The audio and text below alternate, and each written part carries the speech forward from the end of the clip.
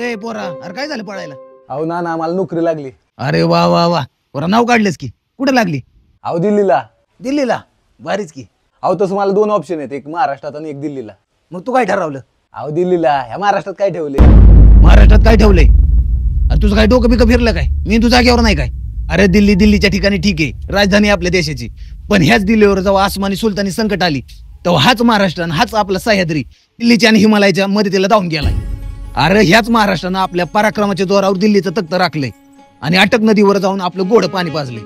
अरे इकडे हिंदी महासागरापासून विंध्य हिमाचल पर्यंत आणि तिकडे काश्मीर पासून कन्याकुमारी पर्यंत आपल्या महाराष्ट्रानं भगवा पताका रोवली आहे. अरे ह्याच महाराष्ट्राच्या पराक्रमी योद्ध्यांनी भारत देशाच्या जडणघडणीत सामाजिक, आर्थिक, राजकीय, शैक्षणिक, सांस्कृतिक, क्रीडा या गोष्टीमध्ये योगदान दिले. छत्रपती शिवरायांच्या पराक्रमाने आणि संतांच्या पवित्र पावन विचाराने याच महाराष्ट्राने आपल्या देशाची मान साऱ्या जगात उंचावली आहे. आणि भारतरत्न डॉक्टर बाबासाहेब आंबेडकरांनी ह्याच महाराष्ट्रातून भारतातील सर्व कामगारांना आपला हक्क आणि न्याय मिळवून दिला. म्हणून आपल्याला जन्माने आणि कर्माने महाराष्ट्रीयन असल्याचा गर्व पाहिजे. खरे नाना, आपल्या महाराष्ट्रासारखं दुसरं राज्यच नाही. आता मी महाराष्ट्रातच काम करणार. आपली जन्मभूमी पण हीच आणि कर्मभूमी पण हीच.